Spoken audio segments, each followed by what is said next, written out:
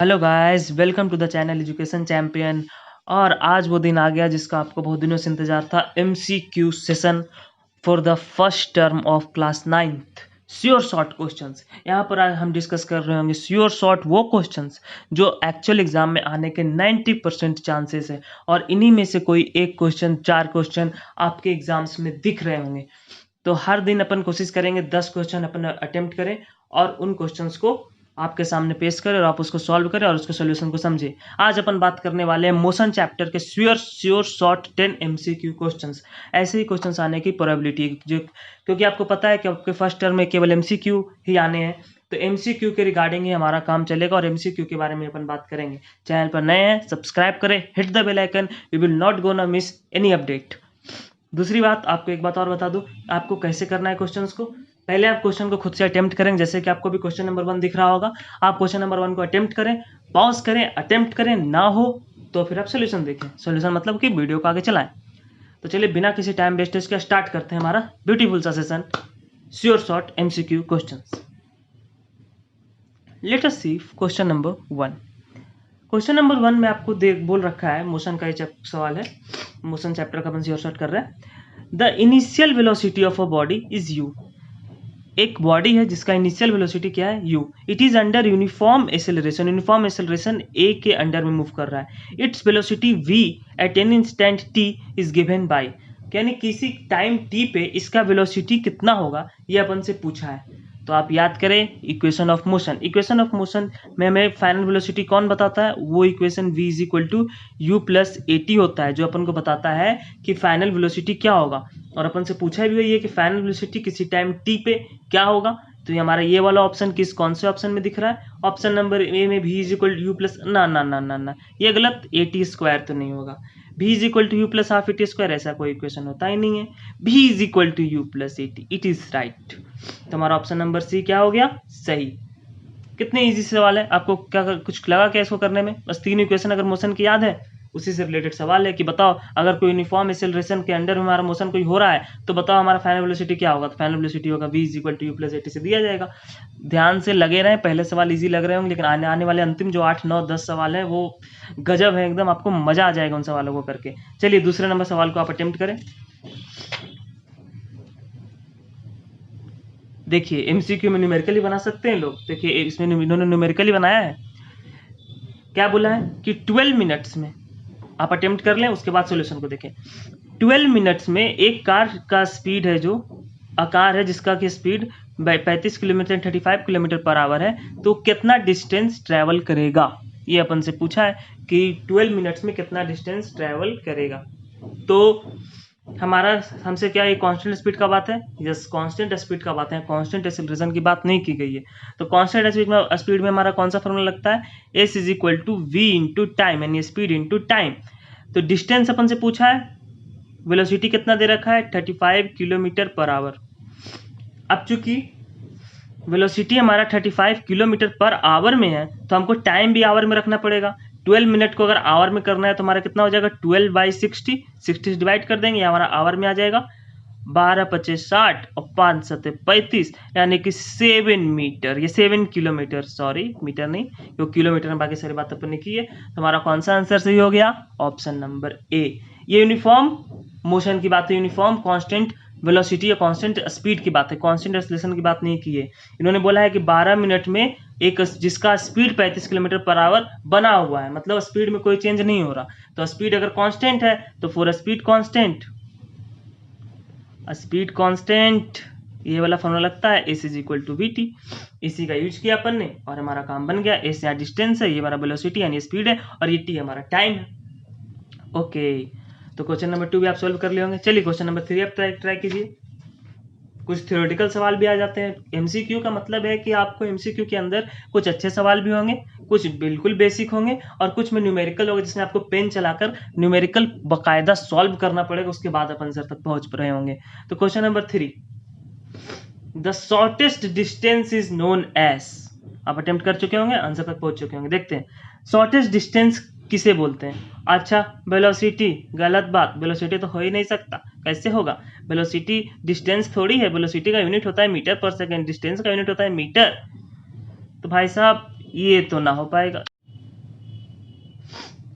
तो क्या स्पीड होगा? स्पीड भी नहीं होगा, स्पीड का भी यूनिट होता है मीटर पर सेकेंड, तो स्पीड तो नहीं होगा। डिस्प्लेसमेंट, यस ये हो सकता है, यस यही हमारा आंसर होगा। शॉर्टेस्ट डिस्टेंस हमारा डिस्प्लेसमेंट कहलाता है, आपको पता होगा, नहीं पता थोड़ा सा मैं समझा देता हूँ। अगर कोई पॉइंट ए है, पॉइंट बी है, इन दोनों के पाथ के पहुंचने पे हम किसी तरह पहुंच सकते हैं, इधर से जाकर ऐसे पहुंचे, तो ये टोटल हमारा डिस्टेंस होगा, ये भी हमारा डिस्टेंस होगा, ऐसे भी जा सकते हैं। बट जो शॉर्टेस्ट पाथ होगा जिससे अपन ए से बी तक पहुंच सकते हैं, ये वाला पाथ जो straight line joining A to B, ये हमारा डिस्प्लेसमेंट होगा। यानी शॉर्टेस्ट डिस्टेंस को अपन क्या बोलते हैं? शॉर्टेस्ट डिस्टेंस को अपन बोलते हैं डिस्प्लेसमेंट। अगर इसमें डाउट है तो क्या करें, मेरे चैनल पे जाएं, एक बहुत अच्छा इमेजिंग सा सेशन आ रखा है उस पर, difference between distance and displacement, उसको देखें, मजा आ जाएगा आपको, झकास फीलिंग आएगी। तो क्वेश्चन नंबर 3 हो गया, शॉर्टेस्ट डिस्टेंस को बोलते हैं डिस्प्लेसमेंट। इसी तरह के सवाल होंगे, 40 नंबर का सवाल आना है, तो ध्यान रहे, इन्हीं में से कोई एक सवाल आपको दिख रहा होगा। Question number 4, which of the following physical quantity depend on path length? इनमें से कौन सा फिजिकल क्वांटिटी है जो पाथ लेंथ पर डिपेंड करता है? ओके, पाथ लेंथ पर डिपेंड करता है। डिस्टेंस है, डिस्प्लेसमेंट है, वो distance and displacement our path dependent. क्या डिस्टेंस और डिस्प्लेसमेंट दोनों पाथ पे डिपेंड करता है या नन ऑफ दिस? अजी भैया, पाथ लेंथ मतलब क्या होता है? मतलब कि कौन सा पाथ अपन ने फॉलो किया। सेम अभी जो एग्जांपल दिया अपन ने, ए से बी तक, अगर अपन ने ए से यहाँ गए और फिर यहाँ गए, इस पाथ पे डिपेंड करें, तो भाई साहब पाथ पे डिपेंड तो क्या करता है? डिस्टेंस करता है, डिस्प्लेसमेंट नहीं करता। डिस्प्लेसमेंट तो हमेशा शॉर्टेस्ट डिस्टेंस होगा, आप चाहे इस पाथ से जाओ चाहे ऐसे जाओ, डिस्प्लेसमेंट हमेशा शॉर्टेस्ट डिस्टेंस होगा, ये पाथ पे डिपेंड नहीं करता, ये पाथ इंडिपेंडेंट है। तो विच of the following quantity depends on path length? Distance. Distance is the path dependent, bye displacement is the path independent, path पे डिपेंड नहीं करता है डिस्प्लेसमेंट, तो डिस्टेंस इसका सही आंसर हो जाएगा। आई होप आपने इसका आंसर पहले से ही कर लिया होगा। मेरा सोल्यूशन बताने से पहले हर एक क्वेश्चन को पहले अटेम्प्ट करें, उसके बाद सोल्व करने की कोशिश करें। चलिए अगला क्वेश्चन अटेम्प्ट करना चाहेंगे आप लोग? चलिए करिए, क्या दिक्कत है। हो क्वेश्चन तो बड़ा अच्छा है। एक ऑब्जेक्ट है, an object moves with a uniform velocity of 98.8 metre per second. एक ऑब्जेक्ट है, एक ऑब्जेक्ट मतलब एक प्राणी है, और 9.8 मीटर पर सेकेंड से मूव कर रहा है। यूनिफॉर्म वेलोसिटी मतलब कांस्टेंट, ये स्पीड उसका बना हुआ है, स्पीड में कोई चेंज नहीं हो रहा है, और जब स्पीड में कोई चेंज नहीं हो रहा है तो एक्सेलरेशन क्या होगा? 0। ये सब एक्सेलरेशन हो ही नहीं सकता, क्योंकि एक्सेलरेशन क्या होता है? v minus you by T, यही तो होता है ना acceleration, change in velocity by time. अब चूंकि ये बोल रहा है यूनिफॉर्म वेलोसिटी, यानी इनिशियल वेलोसिटी भी और फाइनल वेलोसिटी दोनों बराबर और सेम है, यानी कोई चेंज इन वेलोसिटी तो है ही नहीं। Delta we is 0, delta we मतलब चेंज इन वेलोसिटी, ये 0 है, तो एक्सेलरेशन क्या हो जाएगा? 0। It is uniform velocity, uniform velocity से मूव कर रहा है। आप रिलेट कर पा रहे होंगे जो आपने यूनिफॉर्म मोशन पढ़ा होगा।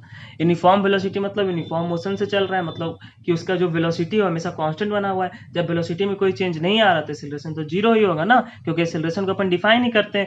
एक्सेलरेशन को कैसे डिफाइन करते हैं अपन? एक्सेलरेशन को डिफाइन करते हैं rate of change of velocity, rate of change of velocity. अब जब वेलोसिटी में कोई चेंज ही नहीं हो रहा तो रेट ऑफ चेंज तो 0 ही होगा ना, तो इसका आंसर हो जाएगा 0। बाकी ऑप्शन पढ़ने की जरूरत नहीं। अगर आपको कॉन्सेप्ट्स क्लियर है तो बहुत मजा आ रहा होगा आपको, और फटाफट आंसर कर पा रहे होंगे। चलिए नेक्स्ट क्वेश्चन की ओर मूव करते हैं, अब धीरे धीरे थोड़ा सा लेवल बढ़ेगा। तैयार है? Question number 6, when a graph of one quantity versus another quantity results in a straight line, the quantities are, okay, ये बोल रहा है ना, क्या बोल रहा है ये, कि दो फिजिकल क्वांटिटी है, एक क्वांटिटी कुछ भी हो सकता है, दूसरा क्वांटिटी फिजिकल क्वांटिटी मतलब कोई भी दो फिजिकल क्वांटिटी, उन दोनों का जो ग्राफ बनाया अपन ने वो स्ट्रेट लाइन आया। तो इसका मतलब क्या है? जो क्वांटिटीज है वो कांस्टेंट है, इक्वल है, डायरेक्टली प्रोपोर्शनल है, इनवर्सली प्रोपोर्शनल है। तो आंसर क्या आएगा इसका, मैं समझाता हूँ आपको। एक क्वांटिटी मान लीजिए हमारा है, क्या है एक क्वांटिटी? एक क्वांटिटी है हमारा, इधर मान लीजिए डिस्टेंस है और इधर हमारा टाइम है। इन दोनों के बीच का जो क्वांटिटी जो हमारा एक स्ट्रेट लाइन आया, अगर ये स्ट्रेट लाइन आया तो इसका कहने का मतलब क्या है?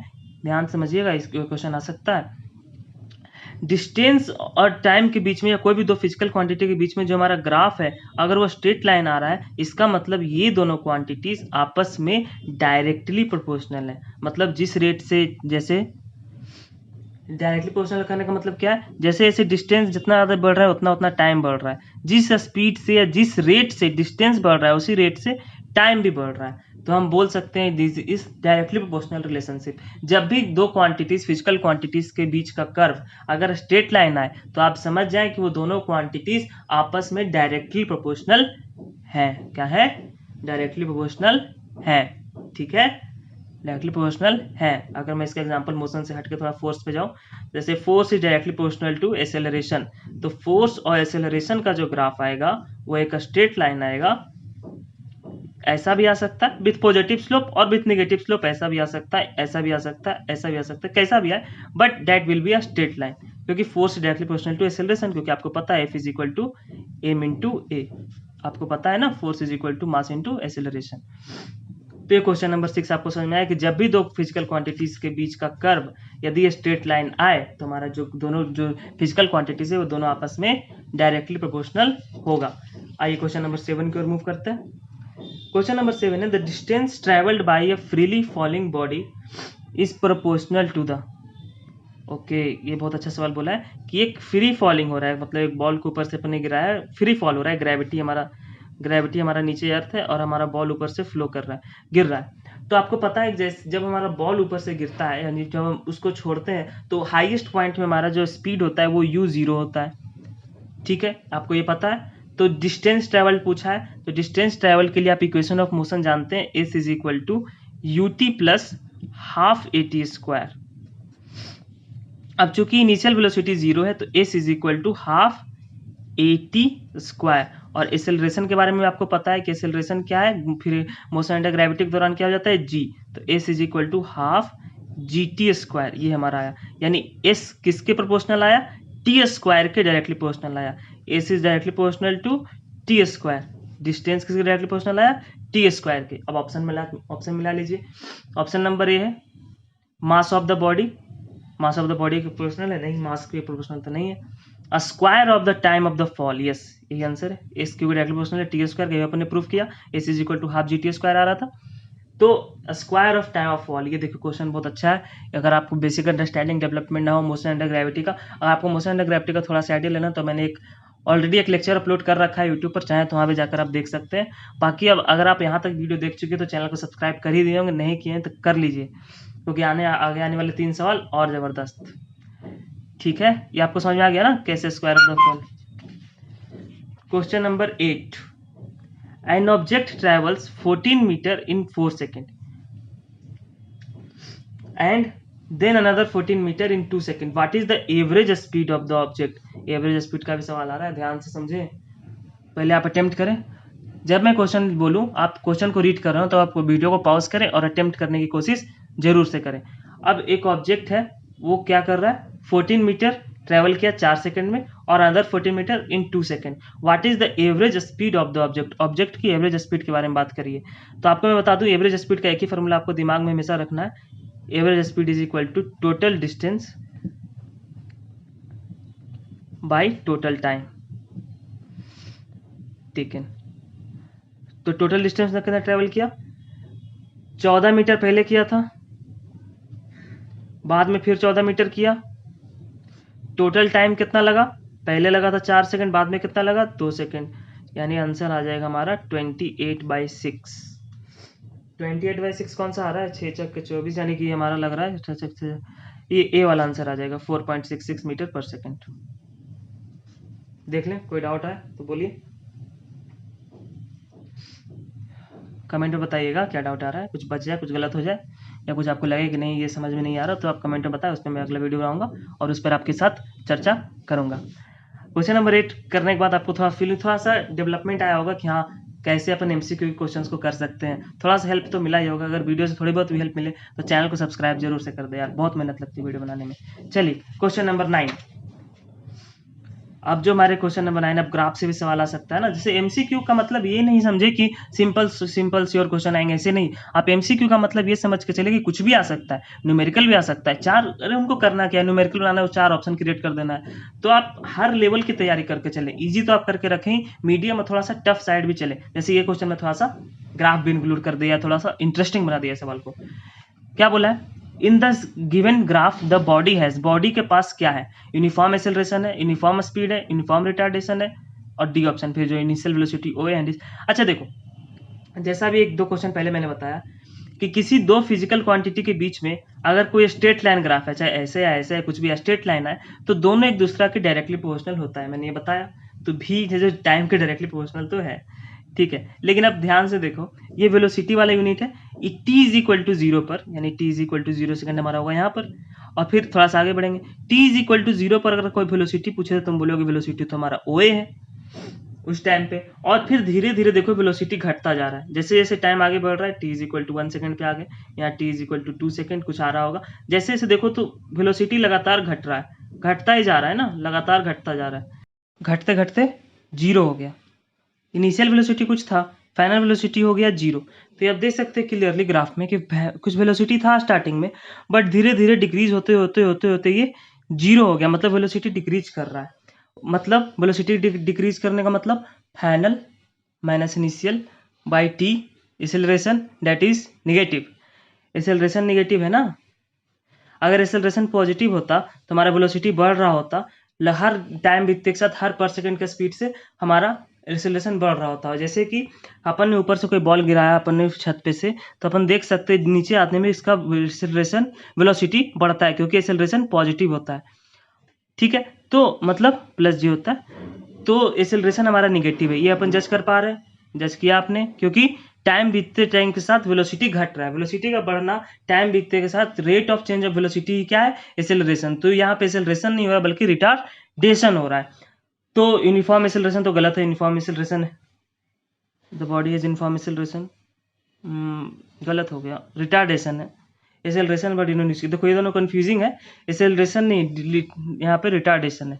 यूनिफॉर्म स्पीड गलत है, यूनिफॉर्म स्पीड तो है नहीं क्योंकि वेलोसिटी चेंज कर रहा है ना हर यूनिट के साथ। यूनिफॉर्म रिटार्डेशन, हाँ यूनिफॉर्म रिटार्डेशन तो है, यूनिफॉर्म रिटार्डेशन भी है, और साथ साथ initial velocity O and is moving with uniform retardation, D option correct ज़्यादा है। देखिए सी ऑप्शन एक्यूरेट है, सही है, यूनिफॉर्म रिटार्डेशन है, लेकिन डी ऑप्शन मोर करेक्ट है, डी ऑप्शन मोर एक्यूरेट है।